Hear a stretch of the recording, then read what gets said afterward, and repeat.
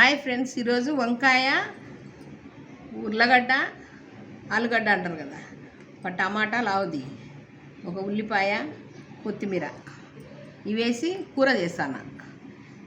రొట్టెలేకి, చపాతీలేకి, అన్నంలేకి, పూరీలేకి అన్ని దానిలలో తినొచ్చు. ఇవి మనము ఏవైనా కట్ చేసేటప్పుడు ఇది ప్లాస్టిక్ చాటగిన ఏదైనా ప్లాస్టిక్ యూజ్ చేసేటప్పుడు ఇట్లా ఏదైనా చెక్క తీసుకోండి. లేదనుకో ఇది కట్ అవుతుంది. ఇది కట్ అయ్యి ఇది మనం తినే ఆహారంలో కలుస్తుంది అనమాట. కాబట్టి ఇట్లా ఏదైనా చెక్క తీసుకొని చెక్క మీద తరుక్కోండి. అంతే, ఇదో ఇట్లా మంచిగా కలసదు అనమాట. ఇంకా మనం కలచకుండా ఇట్లా నీట్గా మళ్ళీ చెక్క కడిగి శుభ్రంగా ఎత్తిపెట్టేసుకోవచ్చు. అంతే, అట్లా యూజ్ చేసుకోండి ఫ్రెండ్స్. ప్లాస్టిక్ తినడం వల్ల చాలా అనార్థాలు ఉన్నాయి. లోపల అరగదు కదా, లోపల పోయేది మనిషికి డేంజర్ అవుతుంది. ఇట్లా చేసుకోండి ఫ్రెండ్స్. నేను వంకాయ ఉర్లగడ్డ కూర అని చెప్పిన కదా, ఇంట్లో నూనె తగినంత నూనె వేసుకొని తాలింపు జీలకర్ర ఆవాలు వేసి బాగా చిటపడలాడినాక దాంట్లోనే ఉల్లిపాయ వేయాలా. ఉల్లిపాయ సన్నగా తరిగి వేసుకోవాలా. ఒక ఉల్లిగడ్డ అది కొద్దిగా మగ్గినాక టమాటా పనులు వేసుకోవాలి. టమాటాలు, పసుపు, ఉప్పు వేసి బాగా మెత్తగా మగ్గనియాలి. అది బాగా మెత్తగా మగ్గినాక వంకాయలు, ఉర్లగడ్డలు వేయాలి. అవి ముందు కోసినప్పుడు ఉప్పు నీళ్ళు వేసి దానిలో వేసి పెట్టుకోవాలి కర్రెక్కకుండా. అవి ఇంకా మగ్గినాక అవి వేసేసేయాలన్నమాట. ఉర్లగడ్డలు, వంకాయలు వేసేసి తగినన్ని ఎసురు వేసుకోవాలి. మనం గట్టిగా చేసుకోవాలన్న వాళ్ళు వాటికాటికి కొంచెం వేసుకొని సన్నగా మోయనంగా మంట పెట్టుకొని మీడియం మీద పెట్టి ఉడికించుకోవాలి. నేను జొన్న రొట్టెలకి చేస్తాను. ఇవి జొన్న రొట్టెలకి కొంచెం పులుసు ఉంటే బాగుంటుంది. నాకు పులుసు అంటే ఇష్టం, తొందరగా అరుగుతుంది అని, గ్యాస్ ఫామ్ కాకుండా ఉంటుంది అని చెప్పి చేస్తా. దీంట్లో అల్లం వెల్లుల్లి పేస్ట్ అవన్నీ వేసినాక హెవీగా అరగకుండా పోవడం, గ్యాస్ ఫామ్ కావడం. చాలామందికి 99% గ్యాస్ ఫామ్ అవుతుంది జనాలకు. ఇప్పుడు మందులు తిండి, గ్యాస్ స్టవ్లు, నానాక ట్యాబ్లెట్, ప్రతి చిన్నదానికి డాక్టర్ కాడికి పోతారు కదా, ఆయుర్వేద మందులు వాడడంలే.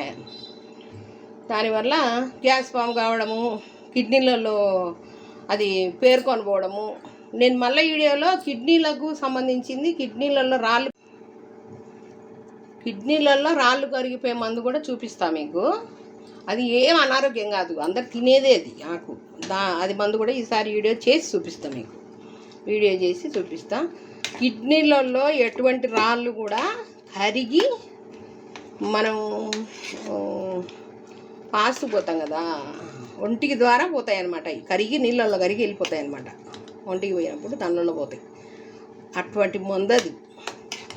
కిడ్నీల సమస్యలు చాలా మందికి ఉండేవి. కిడ్నీలు ఫెయిల్ అయిపోయి జీవితాలు పాడైపోయి, భర్తలకు ఏమైతే భార్యలు ఏకాకులు అయిపోయి, భార్యలకు ఏమైతే భర్తలు ఏకాకులు అయిపోయి, పిల్లలు ఏకాకులు అయిపోయి అల్లాడిపోతున్నారు. కిడ్నీల సమస్య లేకుండా మీకు మంచి చిట్కా చెప్తా, వచ్చే వీడియోలో చూస్తూ ఉండండి. ఇది బాగా ఉడకాల. ఇది బాగా ఉడికినాక ఏమేమి వేయాలో చూపిస్తా. వంకాయ కూర ఉడికింది. ఇట్లా చెక్కుతో వేసుకుంటే మంచి పోషకాలు ఉంటాయి దీంట్లో ఉర్లగడ్డలో. నేను చెక్కుతో సహా వేసిన చూడండి. చెక్కుతో సహా వేసుకోవాలి. వంకాయ కూడా ఉడికిపోయింది. వంకాయ ఉడికింది, ఇంకా ఉర్లగడ్డ ఉడికిపోయింది.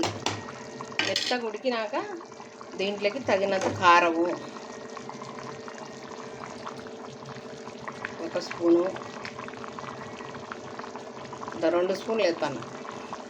అరకిలో కదా, 1 స్పూన్ ధనియాలు, చెక్క లవంగాలు, యాలకులు అన్నీ వేసి, అంటే ఎక్కువ వేయను, ఒక 1/4 కేజీ ధనియాలకు ఒక 4-5 లవంగాలు, 2-3 చెక్కలు, ఒక 4 యాలకులు. ఎక్కువ వేస్తే ఘాటు ఉంటుంది కదా. వేసి రోస్ట్ లైట్గా, ఎక్కువ మాడిపోకుండా లైట్గా, దాని వాసన పోయి మాడి వాసన వస్తుంది. ఎక్కువ ఎంచి చల్లగా అయినాక మిక్సీ కొట్టి పెట్టుకొని ఉంటాను అనమాట. ఎప్పుడు ఉంటుంది జట్టు అయిపోయినప్పుడు మళ్ళీ ఒక 1/4 కేజీ తెచ్చి చేసుకుంటుంటాం. ఫ్రెష్గా నెలకు ఒక 1/4 కేజీ సరిపోతుంది అన్ని కర్రీస్లో. మనం ఇది బాగా ఉడకనియాలి. కారం వాసన లేకుండా మంచిగా ఇంకా అంతే. మసాలా ఏముండదు, ఇంకా ఇదే మసాలా. ఈ మసాలానే సూపర్ ఉంటుంది టేస్ట్.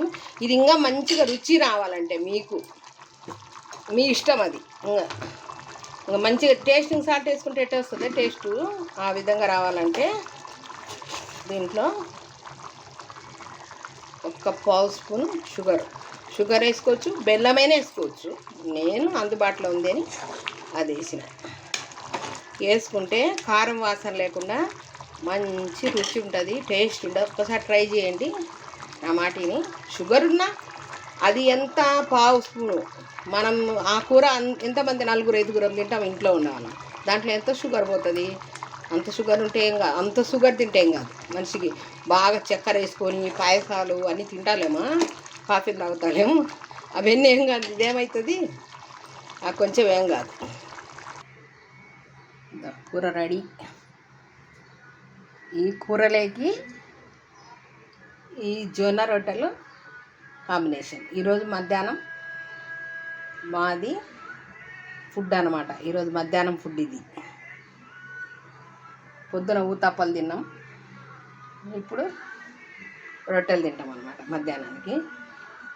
ఈ రెసిపీలు నచ్చితే మీకు సబ్స్క్రైబ్ చేసుకోండి, కామెంట్ చేయండి, షేర్ చేయండి, లైక్ చేయండి. ఇంకా ఉంటా ఫ్రెండ్స్.